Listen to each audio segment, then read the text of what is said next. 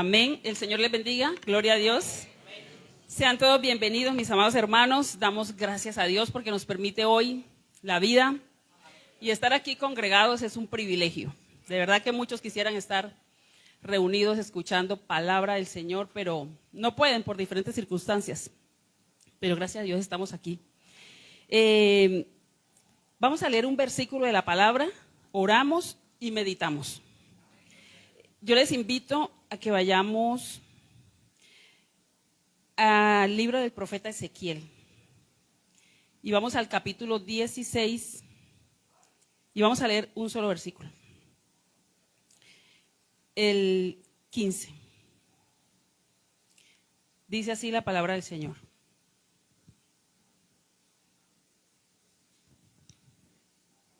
Pero confiaste en tu hermosura y te prostituiste a causa de tu renombre y derramaste tus fornicaciones a cuantos pasaron. Suya eras. Amén. Vamos a estar orando, mis amados hermanos.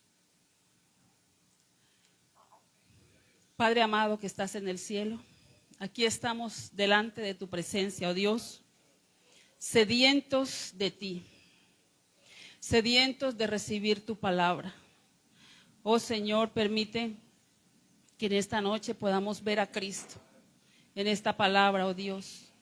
Espíritu Santo, sé tú abriendo nuestros oídos espirituales para que esta palabra, oh Dios, llegue a nuestro corazón y que pueda transformar nuestras vidas, oh Dios.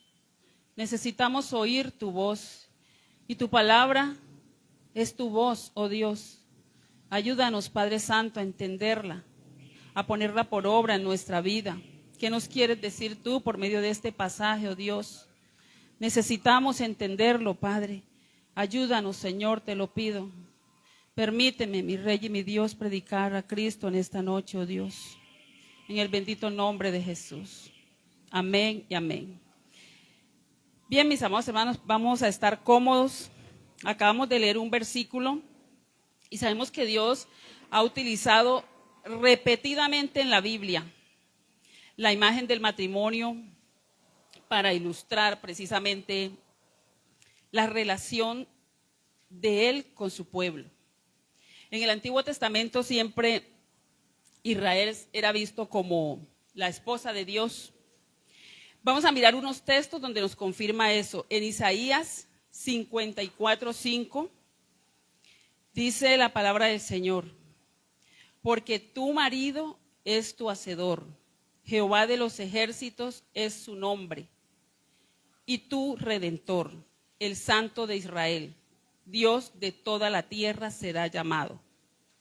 El profeta Jeremías en el capítulo 31, el versículo 32 también dice: no como el pacto que hice con sus padres el día que tomé su mano para sacarlos de la tierra de Egipto, porque ellos invalidaron mi pacto, aunque fui yo un marido para ellos, dice Jehová.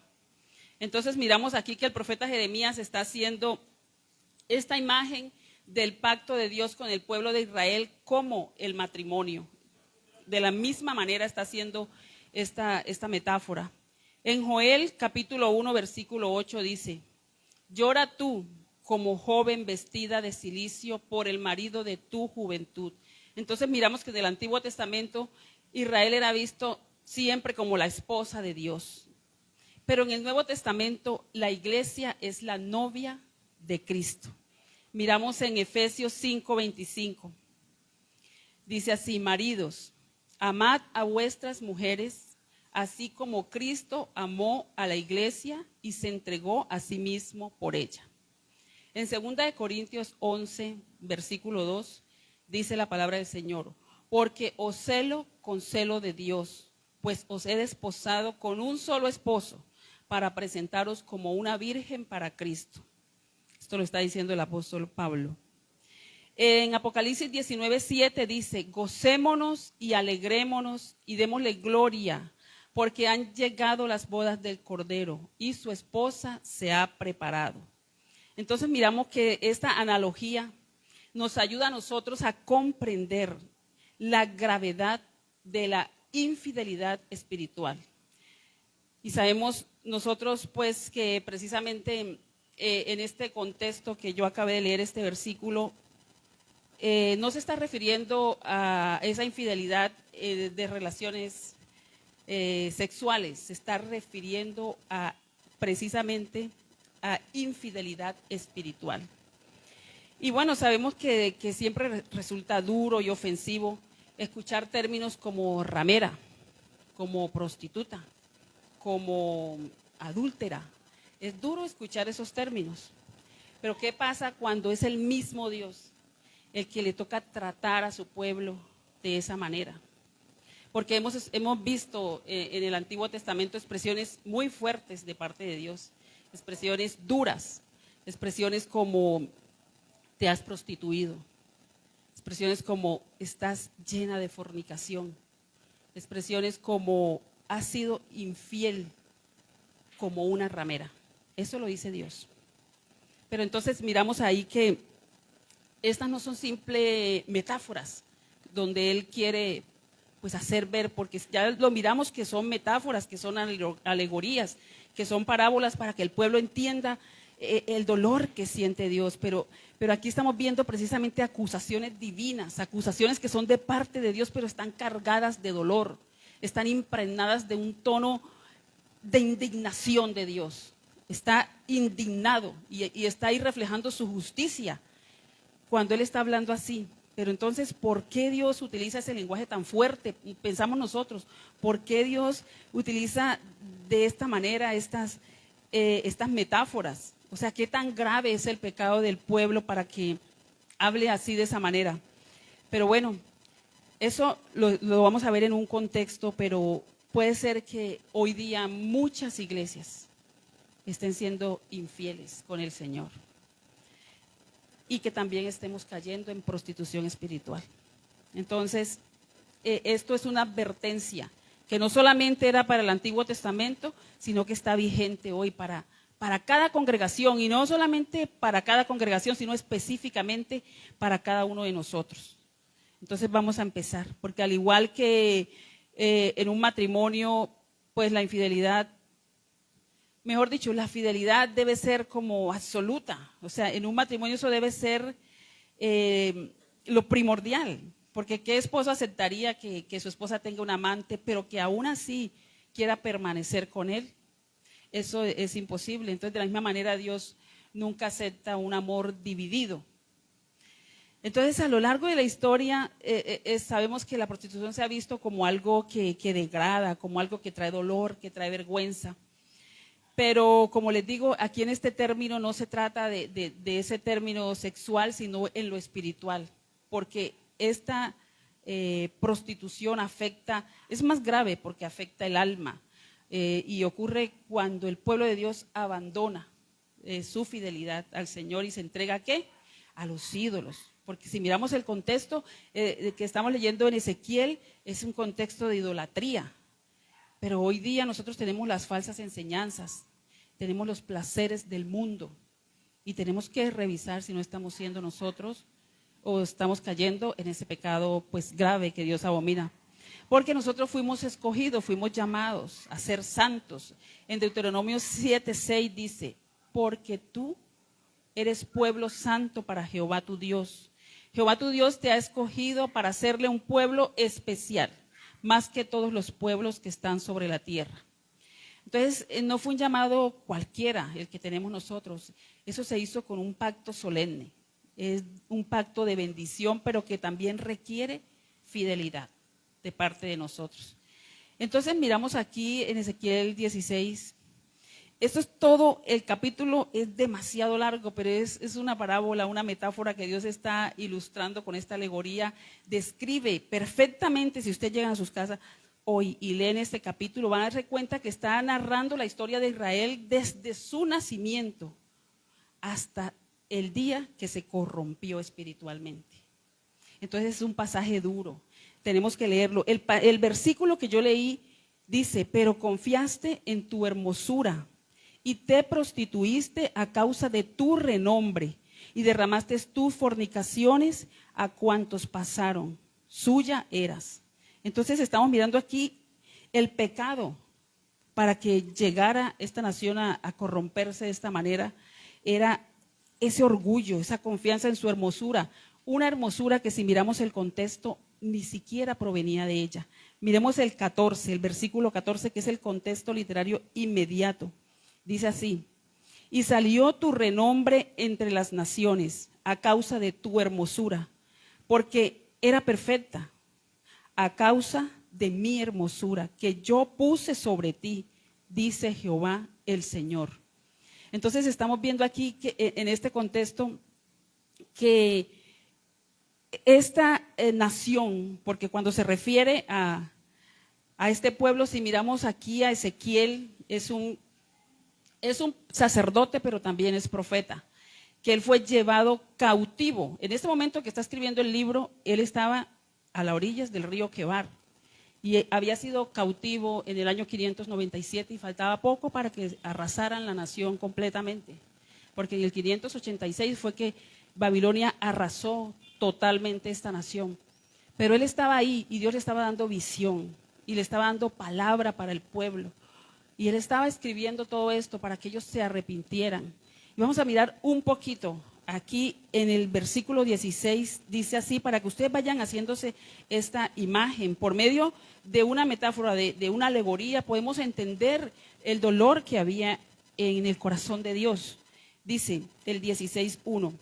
Vino a mí palabra de Jehová diciendo: Hijo de hombre, notifica a Jerusalén sus abominaciones. Y di: así ha dicho Jehová el Señor sobre Jerusalén. Tu origen, tu nacimiento es de la tierra de Canaán. Tu padre fue amorreo y tu madre etea. Ya sabemos nosotros que Dios llamó a Abraham, y Abraham realmente no se trata de un territorio, se trata de un desplazado, que eso quiere decir la palabra hebreos. Cuando llegan a esa tierra, ahí nace Jacob, ahí nace Esaú, ahí nace esta nación, como nosotros, porque en pecado fuimos formados y en pecado nos concibió nuestra madre todos. Dice así, el 4, y en cuanto a tu nacimiento, el día que naciste no fue cortado tu ombligo, ni fuiste lavada con aguas para limpiarte, ni salada con sal, ni fuiste envuelta con fajas. No hubo ojo que se compadeciese de ti para hacerte algo de esto, teniendo de ti misericordia, sino que fuiste arrojada sobre la faz del campo, con menosprecio de tu vida en el día que naciste. Recuerden que está hablando de una nación que está naciendo. Y yo pasé junto a ti y te vi sucia en tus sangres. Y cuando estabas en tus sangres te dije, vive. Sí, te dije cuando estabas en tus sangres, vive. Aquí lo hace con una expresión de signos de interrogación, de admiración. O sea, está hablando desde el fondo de su corazón. Vamos a ir mirando el tono que está utilizando Dios para darle esta palabra al pueblo. Dice el 7. Te hice multiplicar como la hierba del campo y creciste y te hiciste grande y llegaste a ser muy hermosa. Tus pechos se habían formado y tu pelo había crecido, pero estabas desnuda y descubierta. Y pasé yo otra vez junto a ti y te miré. Y he aquí que tu tiempo era tiempo de amores. Y extendí mi mano sobre ti y cubrí tu desnudez y te di juramento. Y entré en pacto contigo, dice Jehová el Señor, y fuiste mía.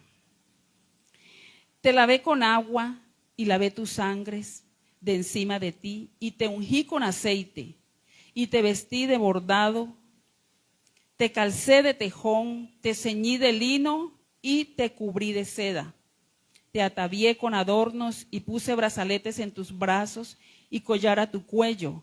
Puse joyas en tu nariz y zarcillos en tus orejas y una hermosa diadema en tu cabeza. Así fuiste adornada de oro y de plata y tu vestido era de lino fino, seda y bordado.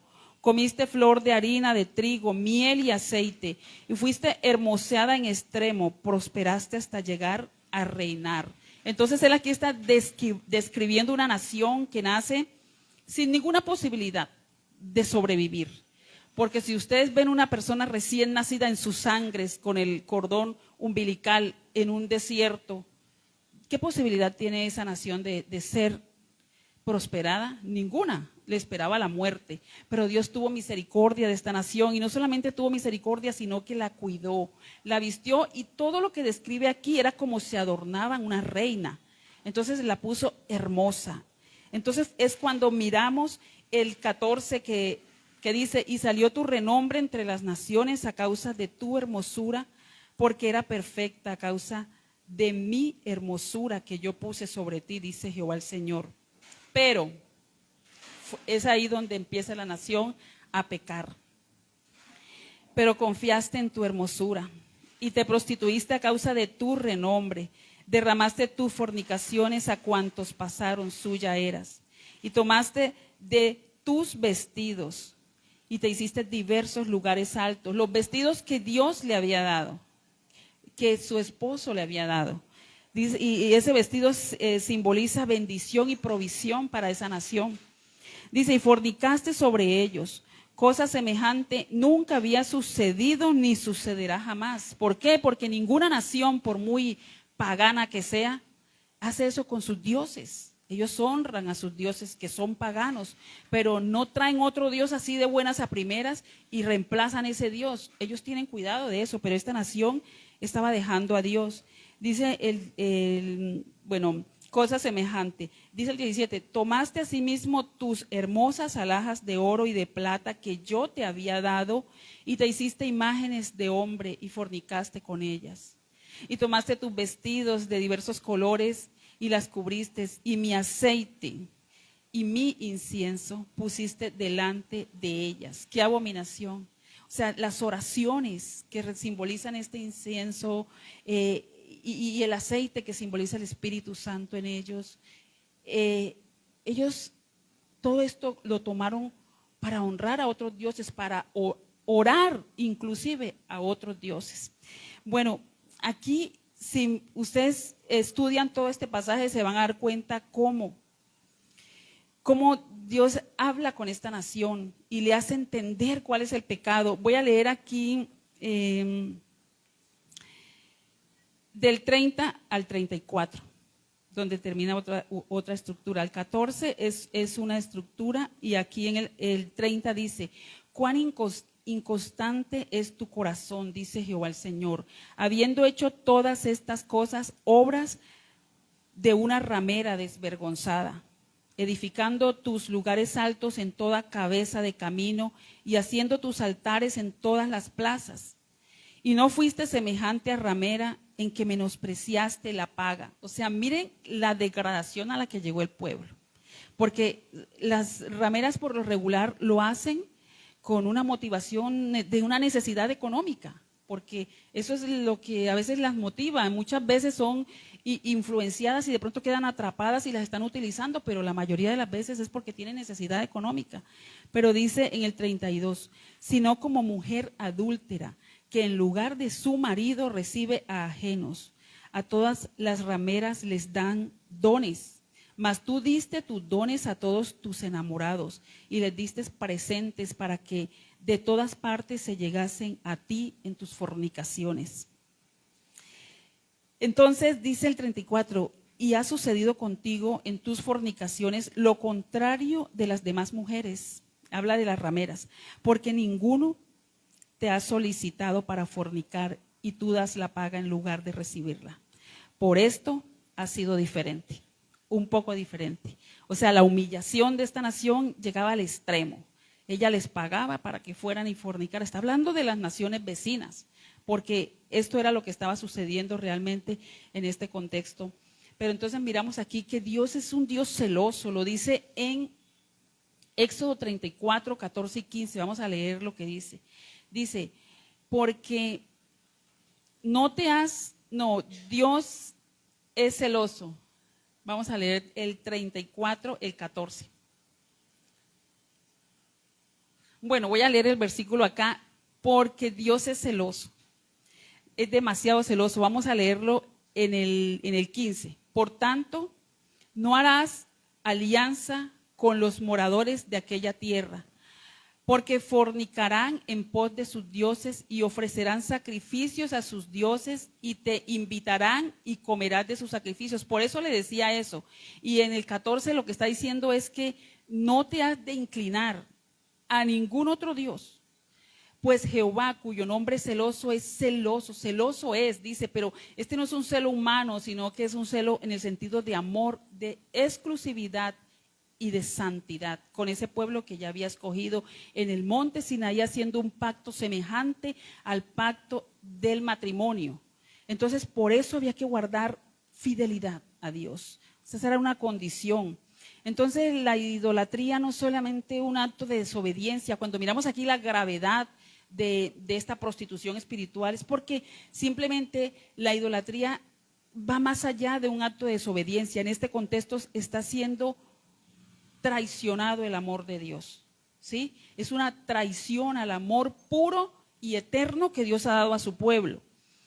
Entonces, miramos que esto tiene mucho que ver con un profeta que fue muchos años antes, que fue Oseas. Oseas le habló al pueblo en estos mismos términos, pero no solamente hablar en parábolas, sino que Dios le dijo, tú ve y coge una mujer ramera, una prostituta, coge una mujer fornicaria, porque él quería que el profeta, para dar el mensaje, pudiera vivirlo y sentir lo que Dios estaba sintiendo también en su corazón, ¿no? Vamos a mirar Oseas 1, el versículo 2. Dice así: el principio de la palabra de Jehová por medio de Oseas. Dijo Jehová a Oseas, ve, tómate una mujer fornicaria e hijos de fornicación, porque la tierra fornica apartándose de Jehová. Entonces él le quiere hacer vivir a él una historia con su propia vida para que pudiera entender y transmitir al pueblo esto. Pero este libro, no es solamente un juicio que Dios va a traer sobre esta nación, porque viene juicio, pero también se muestra el amor y la misericordia de Dios sobre su pueblo. Vamos a mirar Oseas 2, el 13 y el 14.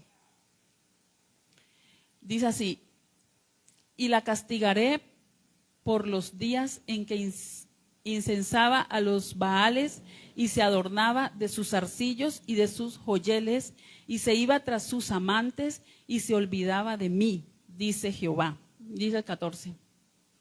Pero he aquí que yo la traeré y la llevaré al desierto y hablaré a su corazón.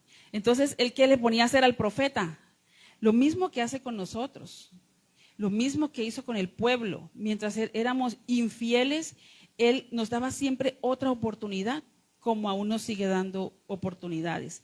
Entonces, en el capítulo 3, versículo 1 de Oseas, dice así: pero me dijo otra vez Jehová, ve, ama a una mujer amada de su compañero, aunque adúltera, como el amor de Jehová para con los hijos de Israel, los cuales miran a dioses ajenos y aman tortas de pasas. O sea, están honrando a otros dioses, pero más sin embargo Dios los sigue amando con amor eterno. Entonces, Dios siempre envió profetas para advertir a su pueblo, porque el profeta Oseas fue muchísimo antes de que inclusive cayera cautiva la nación de Israel, la ciudad de Samaria, que era la capital. Entonces, no es un pecado cualquiera. La prostitución espiritual es una traición a un pacto sagrado que Dios ha hecho con su pueblo, con nosotros que somos hoy. Entonces, el pacto de Dios en el monte Sinaí lo hizo en términos de esa relación, pero precisamente para mostrarles esa exclusividad de ellos, que de ahí en adelante ellos iban a ser una nación escogida. Esto hoy día podemos nosotros decir que sigue siendo un tema que se está manejando incluso aún todavía, pero con un poquito más de gravedad, porque el pacto que se hizo, el pacto que se selló por medio de Jesucristo es mucho más importante. No fue sangre derramada de un cordero, de un becerro, fue la sangre del Hijo de Dios. Con eso se selló ese pacto. Nosotros sabemos qué significa nuestra relación con Dios y que somos llamados a vivir en santidad, ¿verdad? Y que tenemos que guardar nuestro corazón. ¿De qué? de la contaminación del mundo, del pecado, del sistema. Nosotros somos, la iglesia es ¿qué? La novia de Cristo. Y estamos esperando que Él venga por una novia que tenga un vestido limpio.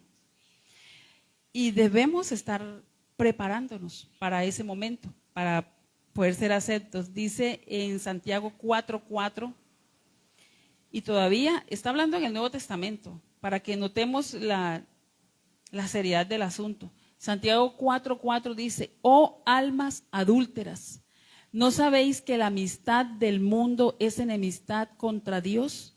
Cualquiera pues que quiera ser amigo del mundo se constituye enemigo de Dios. Entonces, eso es para nosotros hoy, porque ya vimos la palabra que envió a aquellos oyentes en esa época. La palabra va dirigida a un pueblo distinto y nosotros hoy tenemos una cultura diferente, pero el principio es el mismo. Él nos está pidiendo a nosotros incluso ahora más, porque ya les dije que la sangre que se derramó en ese pacto fue la sangre del Hijo de Dios, que es una sola vez y para siempre, y que ya no hay más sacrificio, porque ya se hizo una sola vez. No va a haber oportunidad de más sacrificio. Entonces, nosotros sabemos que mirando aquí este versículo debemos apartarnos de abrazar el sistema del mundo. Eso está, o sea, adoptar la mentalidad del mundo es lo que nos lleva el enemigo, a que cambiemos la verdad de Dios por la mentira que tiene el sistema hoy día en todas partes, en las escuelas, en la política, en la iglesia. Se introduce esto. Entonces, Él nos advierte a no llevar una vida de doble moral, a que permanezcamos, si es en Él, es en Él. ¿Por qué? Porque Él no comparte. O sea, es muy difícil que nosotros podamos creer o imaginarnos que Dios va a compartirnos con el mundo y que podemos estar en la iglesia y en el mundo.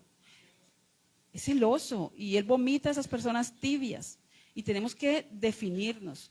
Entonces, es una amenaza y que se está manifestando de muchas maneras hoy día, que estamos en los últimos tiempos, sobre todo con las falsas doctrinas.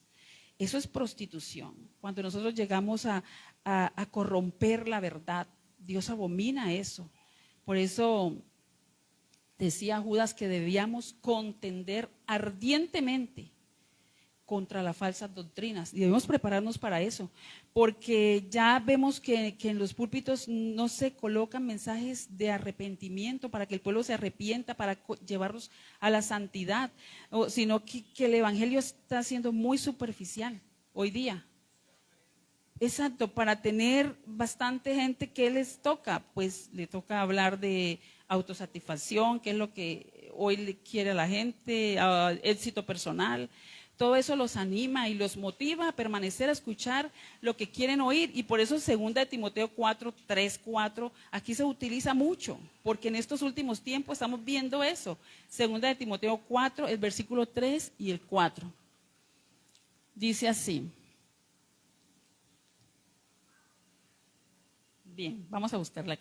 Dice, porque vendrá tiempo cuando no sufrirán la sana doctrina, sino que teniendo comezón de oír, se amontonarán maestros conforme a sus propias concupiscencias y apartarán de la verdad el oído y se volverán a las fábulas. Y es lo que debemos estar muy pendientes nosotros de no desviarnos de la verdad. Esta es la prostitución que se está viendo hoy día en la modernidad, en nuestra cultura. Y 1 Juan 2, 15 y 16 nos advierte sobre esto. Vamos a leerlo. 1 Juan 2, 15 y 16. No améis al mundo ni las cosas que están en el mundo. Si alguno ama al mundo, el amor del Padre no está en él. Porque todo lo que hay en el mundo, los deseos de la carne, los deseos de los ojos y la vanagloria de la vida no provienen del Padre, sino del mundo. Entonces aquí vemos algo que es grave, porque eso empezó en el Edén.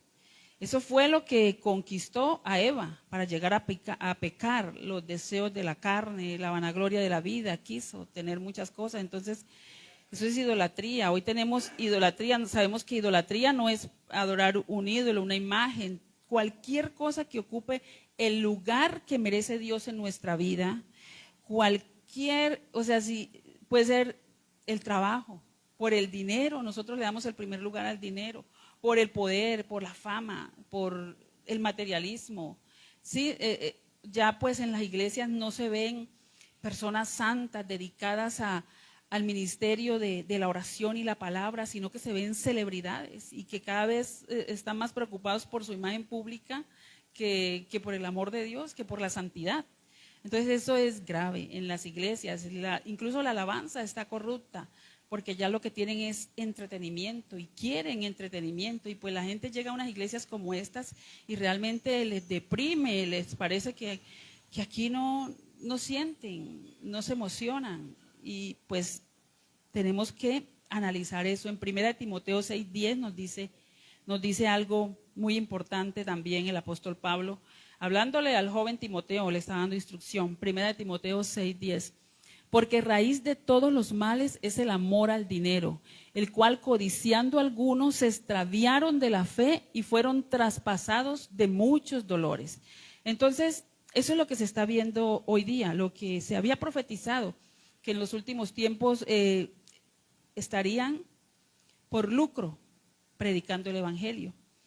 Entonces, ¿qué hacemos nosotros con todo esto de que está invadiendo las iglesias, con la teología de la prosperidad? La iglesia se aparta cada vez más del propósito de Dios por el cual Él nos estableció en la tierra.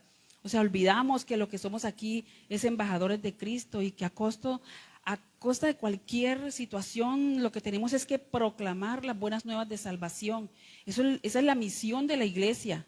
Vivir en santidad, que el Espíritu Santo nos ayuda de día a día, vivir el día a día en santidad, pero para tener una sola misión, que es llevar las buenas nuevas de salvación, porque es necesario que todos oigan para que puedan arrepentirse. Entonces tenemos que volver a la sencillez y a la pureza del evangelio que trajo Jesucristo, con la doctrina que tenía Jesucristo, que es la misma que le enseñó a los apóstoles y la misma que un remanente permanece hasta el día de hoy, porque realmente la normativa y lo que se ve en la unidad bíblica es que siempre son pocos los que permanecen en la sana doctrina, porque es difícil, porque nos cuesta, sabiendo que tendremos muchas aflicciones cuando predicamos la palabra de verdad.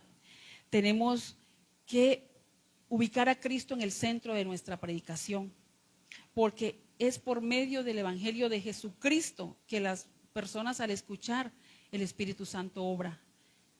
Entonces tenemos que tener esa búsqueda incesante, esa sed de buscar el conocimiento, porque si miramos Oseas, que estuvimos viendo unos versículos, lo que le faltó al pueblo fue conocimiento de la palabra de Dios. Cuando nosotros conocemos al Dios real, a este Dios que hizo una obra tan grande y majestuosa por nosotros empezamos a servirle por amor. Entonces, primero que cualquier cosa, ¿qué tenemos que tener? Comunión con Dios, la oración que permanezca en nuestras vidas. Esto realmente es una necesidad que tenemos. Y miramos aquí estos términos tan duros, tan fuertes con los que Dios habla a su pueblo. Y Él no cambia. O sea, eso es lo que debe erizarnos la piel, porque Él es el mismo ayer y hoy y por los siglos. Y no crean que es que ya Él está tan ancianito que ya se olvidó de cómo le hablaba a la mujer de su pacto y de su juventud. Él está igual porque Él es inmutable. Entonces, miramos aquí que tenemos que aprender a confrontar el pecado, a predicar la palabra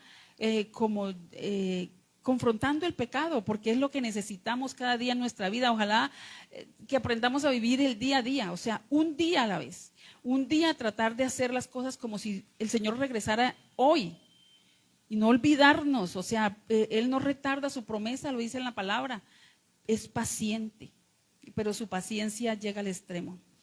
Entonces debemos que arrepentirnos genuinamente, porque la solución del pueblo, lo que Él esperaba del pueblo en esa época, es lo mismo que espera de nosotros hoy un arrepentimiento genuino, o sea, de corazón, un retorno sincero a Dios, porque muchos de labios le honran, pero su corazón está tan apartado de Dios. Entonces tenemos que buscar aferrarnos a la sana doctrina con todas, y que la relación con nuestro Padre amado, con Jesucristo y con el Espíritu Santo sea sincera. Pero ¿saben que Dios es tan amoroso? Aquí en Ezequiel 16 le habla tan fuerte a su pueblo. Pero ¿cómo termina este capítulo? Acuérdense que son 63 versículos hermosos, todos para leer y analizar y estudiar y escudriñar. Pero miren lo que dice en el versículo 59. Pero más ha dicho Jehová el Señor: haré yo contigo como tú hiciste, que menospreciaste el juramento para invalidar mi pacto.